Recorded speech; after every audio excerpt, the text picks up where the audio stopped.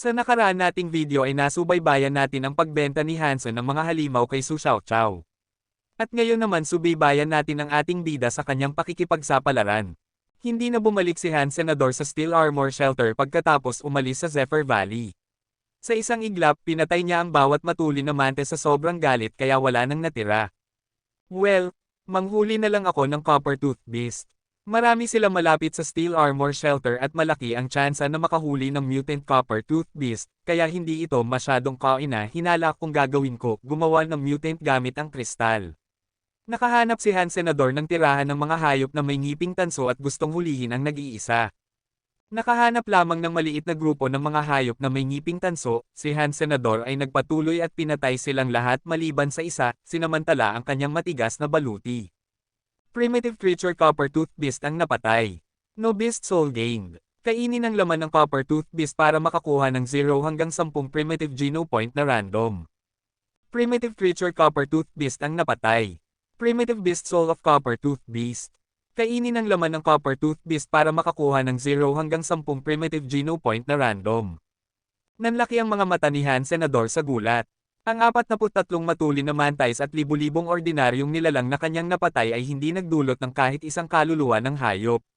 Ngayon ay nakapatay lamang siya ng 2 hayop na may ngiping tanso at nakakuha ng isang kaluluwang hayop.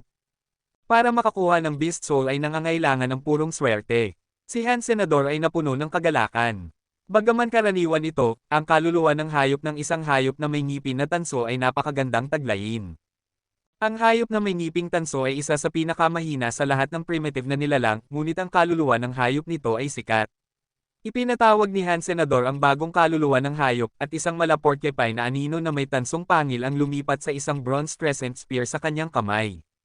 Ang crescent spear ay may tansong kintab at nakakatakot na hitsura kasama ang hugis crescent na sibat na ulo nito. Uri ng primitive beast soul ng Copper Tooth Beast, Armas. Nilero ni Han Senador ang sibat saglit, mukhang mabangis. Tinuruan siya ng mga basic spear skill sa paaralan. Interesado si Han Senador sa lahat ng uri ng armas, kaya natuto siyang mabuti. Inalis ni Han Senador ang kanyang sibat bago niya hinawakan ang buhay na hayop na may ngiping tanso at bumalik. Sa kanyang pagbabalik, nakakita siya ng isang malungkot na lugar upang alisin ang kanyang baluti. Kamukhang kamukha niya muli, bumalik si Han Senador sa Steel Armor Shelter, bitbit ang natamba at nakatali na copper tooth na hayop sa kanyang balikat.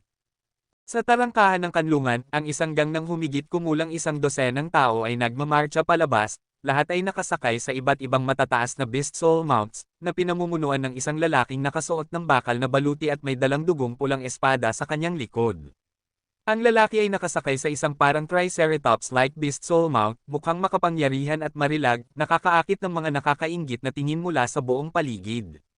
Sa Steel Armor Shelter, mayroong 3 natatanging tao na naglalayong kumpletuhin ang ebolusyon sa pamamagitan ng pag-maximize sa mga sagradong Geno Point. Ang taong ito, ang anak ng langit, ay isa sa kanila. Hindi alam ni Han Senador ang kanyang tunay na pangalan at pagkakakilanlan, ngunit tiyak na isa siyang hari sa Steel Armor Shelter. Bitbit ang hayop na may ngiping tanso, tumabi si Han Senador para palampasin ang gang. Gayunpaman, ang anak ng langit ay huminto sa kanyang bundok nang dumaan sa kanya. Basag. Tiningnan ng Son of Heaven si Han Senador at nilaslas ito sa balikat gamit ang isang leather na latigo. Ang hayop na may ngiping tanso ay nahulog sa lupa, at ang mga damit ni Han Senador ay napunit. Nagsimulang mamaga ang isang sugat sa kanyang balikat at likod. Sino ang may lakas ng loob na ibenta sa iyo ang primitive na nilalang na ito? Tanong ng Son of Heaven sa malamig na tono na nakatingin sa kanya ng may pagkukunwari. Sa Steel Armor Shelter, alam ng lahat na nililigawan ng Son of Heaven si Qin Zuan. Si Asfric na sumaksak kay Qin Zuan sa likuran ay natural na naging kaaway niya. Isa rin siya sa mga dahilan kung bakit miserable si Han Senador. Nang malaman si Qin Zuan ay sinaksak, hindi lamang pinalo ng Son of Heaven si Han Senador kundi ipinaalam din sa lahat na sino mang maglalakas loob na makipagnegosyo kay Han ay magiging kanyang kaaway habang buhay. Ako mismo ang nanghuli nito. Malamig na tumitig pabalik si Han Senador, nakakuyom ang kamao ngunit nakatayo. Hindi lamang nakakuha ang Son of Heaven ng maraming Geno Point, ngunit nakakolekta din siya ng maraming kaluluwa ng hayop. Dahil mayroon siyang tulong mula sa kanyang gang, hindi mahawakan ni Han Senador ang lalaki kahit na sa kanyang pinakamahusay na pagsisikap. Kahit sa kanyang sandata na may sagradong dugo, siya ay bugbugin hanggang mamatay bago siya lumapit sa anak ng langit. Ang sanctuary ng Diyos ay iba sa alliance dahil walang batas. Ang kapangyarihan ay ang lahat. Mamamatay lamang si Han Senador ng walang kabuluhan. Dagdag pa, ang Son of Heaven ay sinasabing may kilalang pinagmulan sa alliance. Kahit na si Han Senador ay pinatay niya sa alliance, ang Son of Heaven ay maaaring hindi napapailalim sa mga legal na parusa. Si Han Senador ay hindi natatakot sa kamatayan. Ngunit kung siya ay namatay, paano ang kanyang ina at kapatid na babae? Kapag nalaman kong may nang-ahas na magbenta sa iyo, sisiguraduhin kong mamamatay kayong dalawa sa sakit. Ang anak ng langit ay tumingin sa paligid at sumakay. Panipi, Asfrick, huwag kang gumawa ng gulo. O kung hindi, wala akong balak turuan ka ng isa pang leksyon, ngumiti si Luo Tianyang kay Han Senador bago sumunod sa gangsakay ng itim na wildebeest.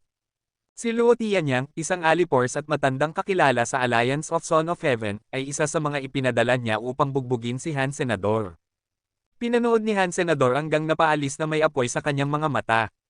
Tahimik niyang binuhat ang hayop na may ngiping tanso at naglakad patungo sa Steel Armor Shelter, na pinagmamasdan siya ng lahat ng may panlilibak.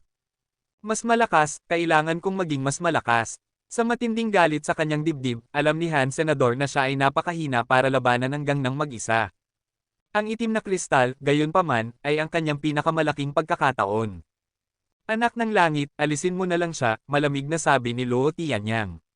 Ngumiti ang Son of Heaven at sinabing, si Qin Zuan ay isang matigas ang ulo na babae. Hindi niya gustong makialam ang mga tao sa kanyang negosyo. Dahil hindi niya pinatay si Han Senador, maaaring magalit siya kung gagawin ko.